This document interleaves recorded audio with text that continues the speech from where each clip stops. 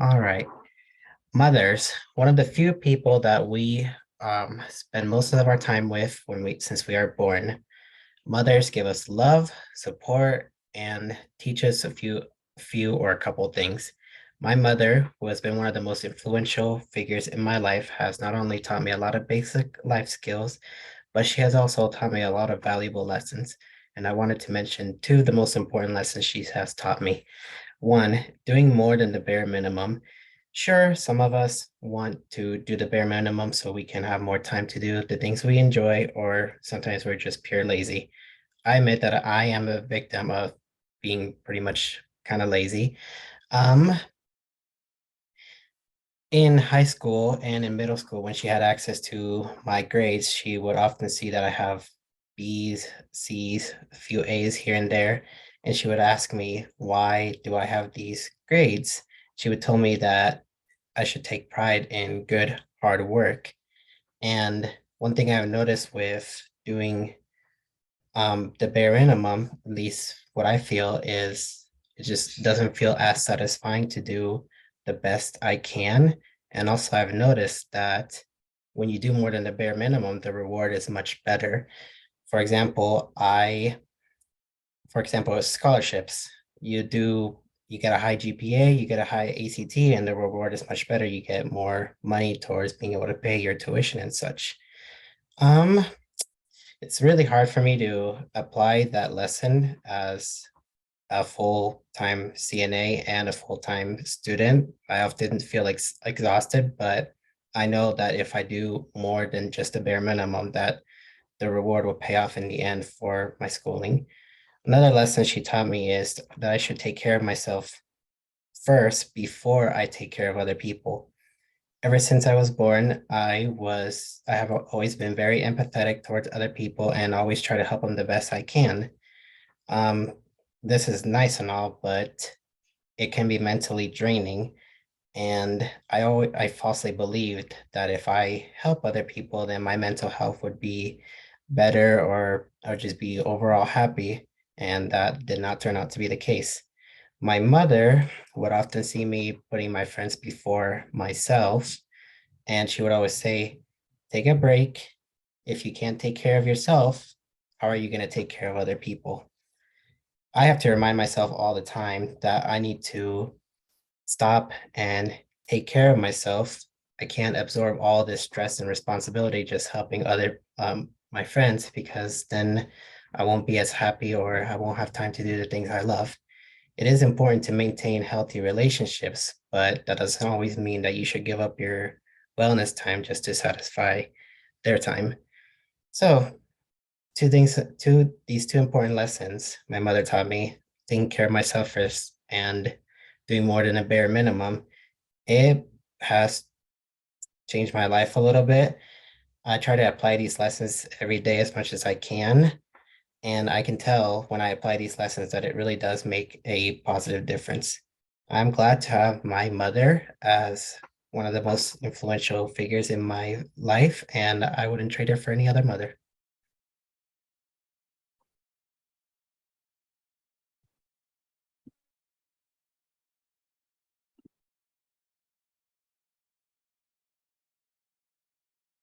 I have a question. Okay, so when we got the topic for this speech, did you know right away that you wanted to do um your hero about your mom, or like your mom as Yeah, your hero? I mean, I didn't have much other choice because she was the only person I grew up with aside from my grandma. But my mom has been more of the influential figure than my grandma.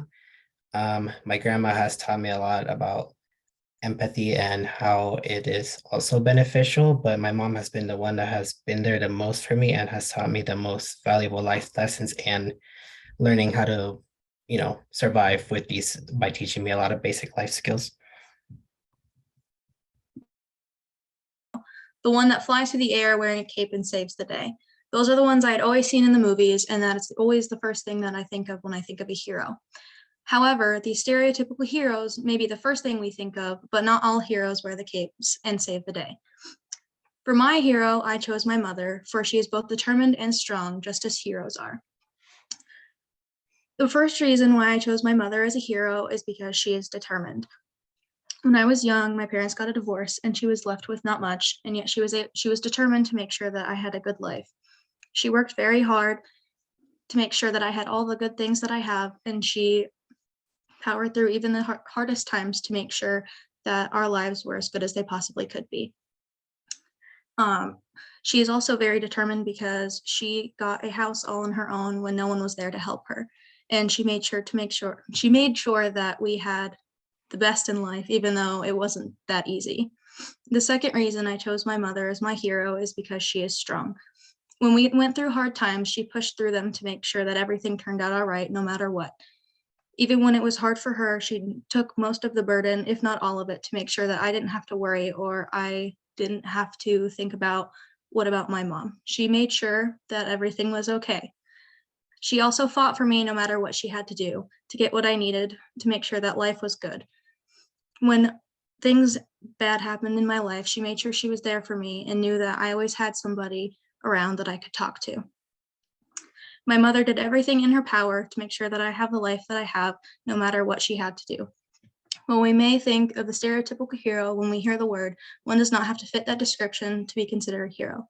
For these reasons, I consider my mother a hero. Any questions?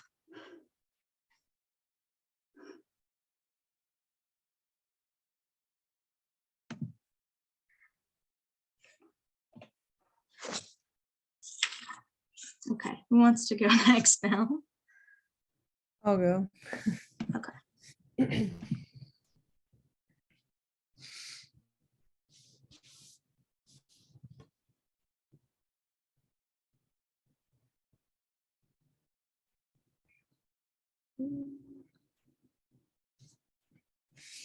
In my lifetime, I have seen many movies about heroes, whether that be war movies or Marvel movies, but in my eyes, nothing can compare to the hero I chose today, my dad.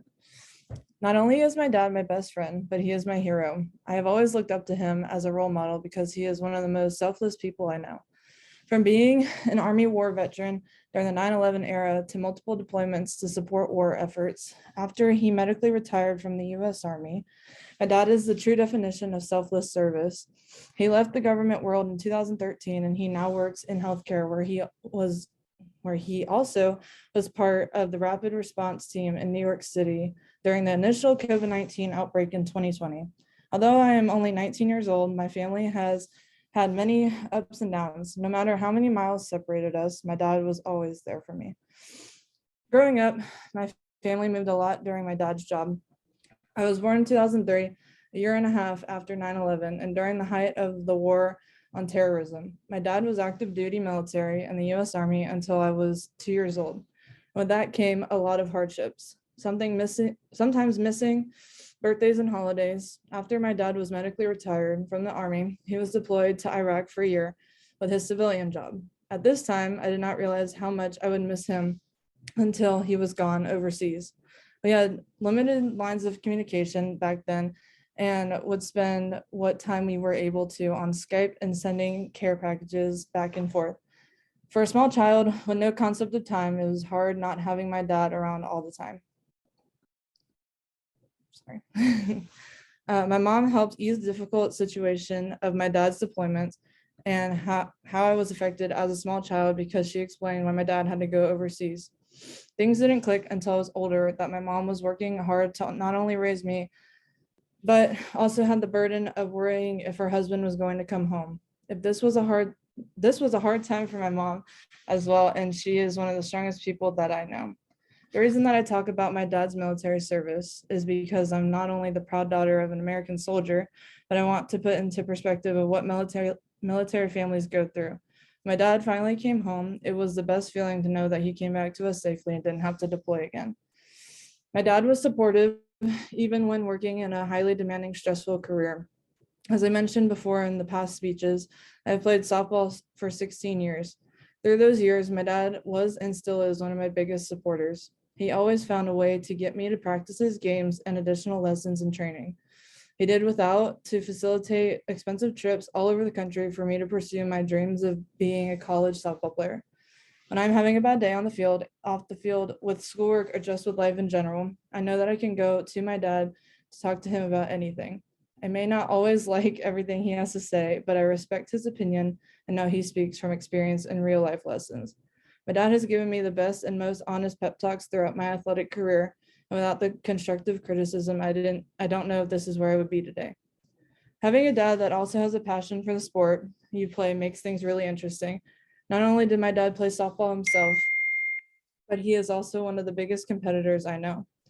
He only wants the best for me, but he also wants me to understand how this impacts my future life. We have fun while talking about games, practices, and situations while I am learning to be a young adult away from home. This also carries over into life lessons. For example, working hard in the sport and also in school coursework will build work ethic to take into life and jobs once I graduate from college in a couple of years. We talk about anything and everything, and he always relates situations back to real life as we share our opinions with each other, even if we have different outlooks or perspectives. So not only has growing up with a selfless dad made me have a more positive outlook on life, but it also has shaped me into the person I am today. Having my dad as a positive, hardworking role model is the best thing that could have happened to me, and I am glad that I can say that wholeheartedly. Whether you have seen war movies or movies with which have tons of heroes, you never truly know the meaning of a hero until you experience one for yourself. For me, that is my dad, and I will not trade that for anything in the world. Any questions? Okay. Stop recording. First thought when you see a child out in public. Kind of have to press the record button.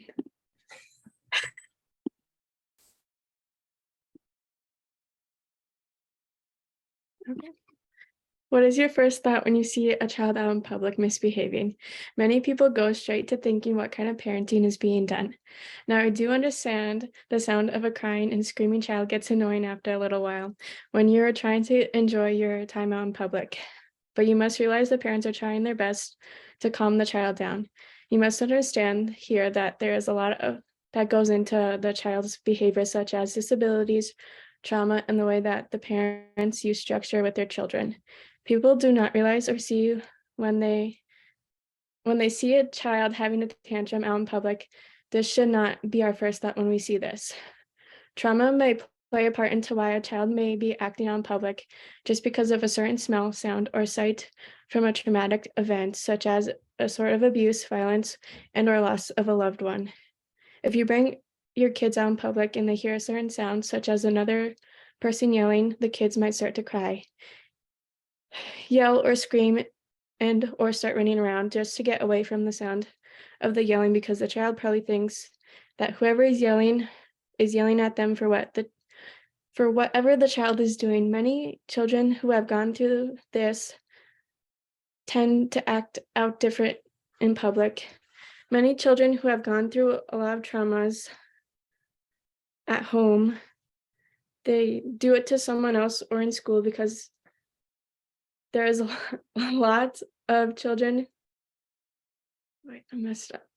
There are a lot of children who have also have disabilities where their parents abuse them by not feeding, hitting, yelling, and swearing at them, which affects how they act out in public just because they fear what might happen to them if they do something wrong. There's also a lot of children with disabilities with different kinds of triggers that set them off at home and even out in public that cause them to act out just because it is a part of who they are, and it is hard for them to control it. Disabilities have a huge role to why children act out in public just because there are so many kinds of disabilities, and it may be hard to understand or be difficult to handle that certain type of disability. There are many triggers to each type of disability, especially autism. In this blog that I found called Alliance Therapy, the author of the blog talks about this little boy named Matthew, who is usually a bright, bubbly kid who has autism, and his triggers are loud noises, certain images like red items, or large groups of people. The author talks about how Matthew's parents took him out to a restaurant one day and started to thrash in his seat, causing a full glass of water to spill all over the table and floor. While this was happening, his mom was trying to calm him down without trying to touch him, because she was trying not to upset him more. It is hard for parents to control the environments around these types of situations and to avoid triggers, and for the parents to work with their children who have autism and or other disabilities to help them understand and learn structure just because they do not want to set off on other triggers while teaching them or while they are out in public. Teaching your children structure at a very young age to when they're an adult is very important part of how they should act out in public. It does not matter how old they are, who they are with, or where they are. They should always behave out in public. Now, I get it's very hard for babies sometimes when they're on a strict schedule, and if you do not follow it and they miss their bottle or a certain nap, they will get cranky and start to cry until you give them what they need. But the parents should always try their best to stick with the schedule, even out in public. Kids the age of 8 or younger should be also trying their best to behave well in public and not throw a fit over a toy or candy bar that their parents will not let them get. Now, I understand there's always going to be that one moment in public where the kids are just having an off day and they're whining and crying and the parents are tired. So the parents just let them get that toy or candy bar and the child is begging for. But as the parent, they should try to put their foot down and say, no, you do not get that. You are misbehaving and being way too loud. You need to calm down and stop. When I have gone out in public to Walmart, I've seen a few parents do this, and usually the child comes down and stops.